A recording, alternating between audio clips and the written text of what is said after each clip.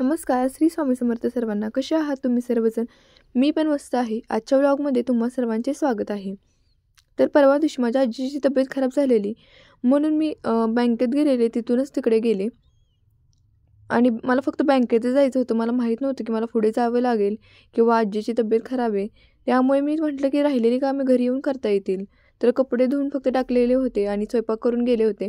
भांडी येऊन धुवायची होती कारण कस्टमर पण चालू होते. मला खूप टाईम नव्हता, नाहीतर मी सर्व काम करूनच बाहेर जाते. तर ह्या गोंधळामध्ये मी डायरेक्ट आजीच्या तिकडे गेले आणि ही कामं म्हणजे राहिली ती राहिलीच. आणि ह्यांनी देखील थोडीफार कामं केली असती, पण ह्यांना कामं म्हणजे बाकीची कामे असल्यामुळे रानातली ह्यांचं काही ते लक्षच गेलं नाही जास्त. तर आल्या आल्या पाहिलं तर ह्यांनी कपडे फक्त आणून टाकलेली घरामध्ये खुर्चीवर. सर्वप्रथम सर्व कपड्यांच्या घड्या केल्या. म्हटलं थोडा पसारा कमी होईल. कपड्यांच्या घड्या करून सर्व एका जागच्या जागेवर लावून ठेवलं. नंतर यांचे टी शर्ट होते ते तिथे अडकवायला जागा केली आहे, त्याला अडकून ठेवले. अंथरूण पण बघू शकता, ह्यांनी साधं अंथरूण पण काढलं नव्हतं.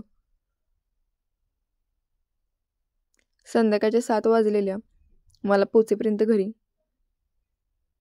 म्हटलं स्वयंपाक वगैरे करायच्या अगोदर सर्व घर नीट लावलं पाहिजे, त्याशिवाय काही सुचायचं नाही. नंतर ह्या साड्या मला पिको फॉल करायला द्यायच्या होत्या आणि ह्याचे ब्लाऊज काही काहींचे शिवायचे होते म्हणून मी साईडला काढले होते. आणि हे खरं सांगू का, ही सर्व कामं करताना एक गोष्ट लक्षात येते बरं का. ते म्हणतात ना, बाई पण भारी देवा, तेच असते.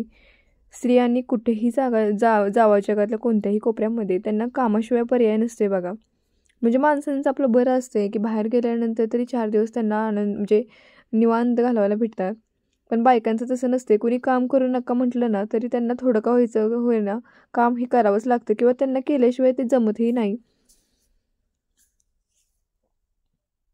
आता इकडेच त्याच्या साईडला तिकडच्या साईडला इतके कपड्यांचा ढीग पडलेला, ह्यांनी फक्त कपडे वाळलेले आणलेले आणि टाकलेले इकडे पसरून. आता ह्या देवापाशी एक पंप ठेवलेला औषध मारून त्यांनी, त्या तिकडच्या साईडला ठेवला, झाडलोट केली.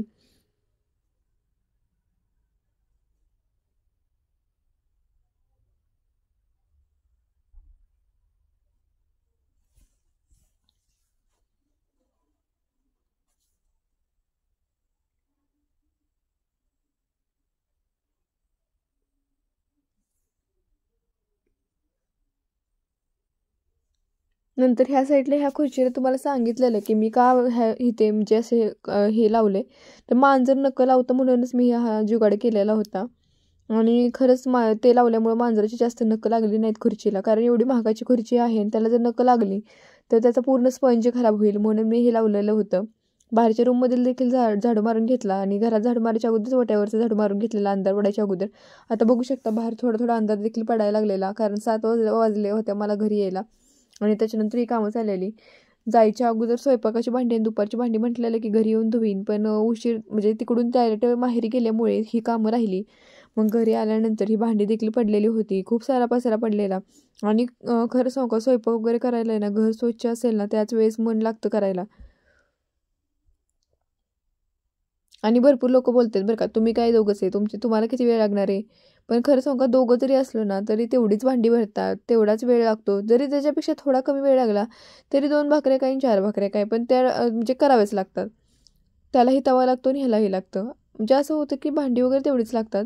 हा मान्य आहे की बाकीच्या स्वयंपाकाला थोडा वेळ लागत असेल, कारण 2च्या जागेवर 6-8 भाकरी करायच्या असतील तर वेळ लागतो.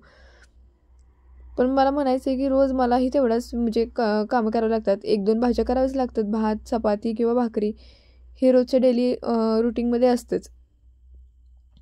नंतर जी भांडी आहे ती नेली धुण्यासाठी. तुम्हाला सांगितलेलंच की घर मातीचं असल्यामुळे आणि घर जरा शिफ्ट केल्यामुळे काय होतं आहे की इथे बेसिंग वगैरे नाही आहे आणि घरामध्ये आपल्या मातीचं घर असल्यामुळे बाथरूममध्ये किंवा बाहेर भांडी धुवायला लागतात. आता भांडी वगैरे धुवून झाल्यानंतर पाणी नितळल्यानंतर सर्व भांडी म्हटलं लावून घ्यावी पहिल्यांदा. आता ही जी समोर कढई मी ठेवलेली सामका, गेल्या महिन्यात मी कढई घेतलेली, पण खूपच छान कढई आहे. तुम्हाला जरी घ्यायची असेल तर नक्की सांगा. ऑनलाईन देखील तुम्हाला ही कढई भेटेल. मेन म्हणजे स्टीलची कढई असल्यामुळे ह्याला काय म्हणजे आपण म्हणतो ना की जर्मनच्या भांड्यामध्ये खाल्ल्यामुळे आजकाल कॅन्सरचं प्रमाण वाढते, पण ही स्टीलची आहे एकदम. आणि भाजी अजिबात चिकटत वगैरे नाही आहे म्हणजे कढईला. आणि खूप छान अशी भाजी वगैरे होते ह्याच्यामध्ये. स्पेशली पातळ आमट्या तर खूप छान होतात आणि एकदम जाड आहे कढई. तुम्हाला पुरी वगैरे तळण्यासाठी पण छान आहे. कढईची लिंक पाहिजे असेल तर मला खाली कमेंटमध्ये सांगा, तशी मी तुम्हाला लिंक देखील देईल. ही कढई जरी मी दुकानातून घेतली असली तरी पण ह्याची लिंक सेम ह्या पद्धतीने आहे.